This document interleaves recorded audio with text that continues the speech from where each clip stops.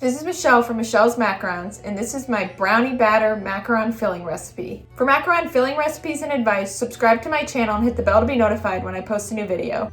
If you haven't made macarons before, check out this video, and I go into detail about the piping, the meringue, the folding, everything you need to know about macarons. Add the almond flour and the powdered sugar to a fine mesh sieve.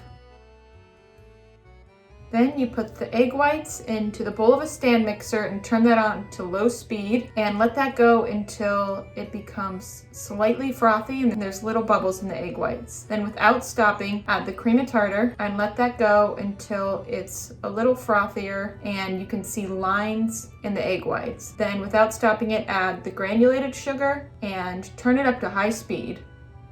And then let that go until you've got stiff peaks.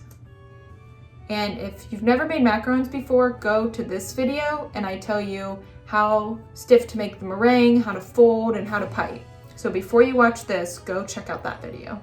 Okay, then it shouldn't be creamy. It should be like so stiff it clumps up in the mixer. So when you hit that on the side, it'll fall out in a clump. Yeah, like that, kind of jagged.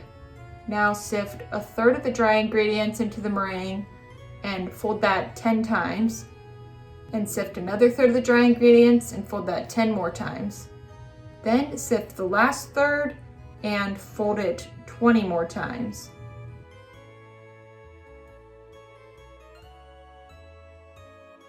So this is kind of like the other shells we've been making, except you take a little bit of the almond flour out and add some cocoa powder in here. And it kind of makes it more of a fudgy, more of a cakey texture, which I think is really good for this brownie batter. So you could substitute that in the beginning before you're sifting, or you could put the cocoa powder in now. But for the cocoa powder, you do kind of want to sift it in there. So you could add that now, or you could add it in the beginning when you're putting your powdered sugar and your almond flour together. But I always just add it at the end before I put the food coloring in.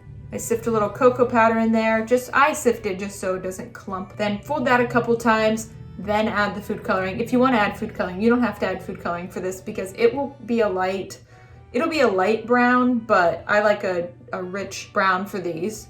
Fold that, check it a couple times. Now, this one is going to be a little harder to check when it's ready because of the cocoa powder, it does kind of make it a little thicker, kind of. So you just gotta make sure you fold it enough, but not too much.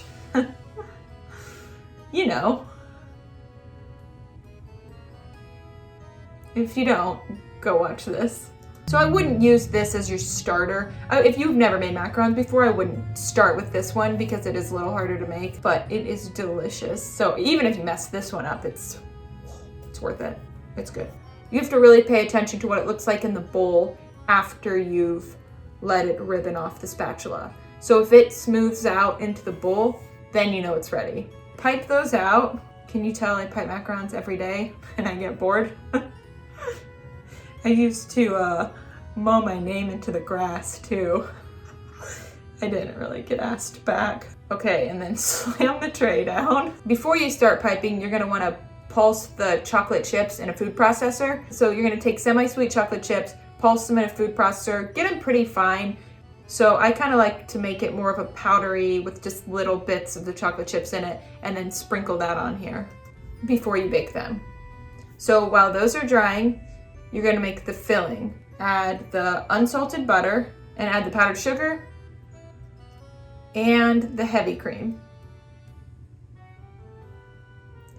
Then put that on low speed until it's incorporated. Then you can turn it up to high until it's just a little bit fluffy. Now you're going to add the cocoa powder and the hot chocolate mix. This is the ingredient that makes these so delicious. I actually came up with this recipe kind of by accident. Not really by accident, it was more like I was too lazy to go to the store and I didn't have cocoa powder, so I was like, this is very similar. So this seems like a lot. It seems like you're adding a lot of hot chocolate mix, but on the container for the hot chocolate mix, they say to put 1/4 cup in for 8 ounces of liquid. So this isn't too much. It's very chocolatey though, so if you don't like chocolate, get out of here.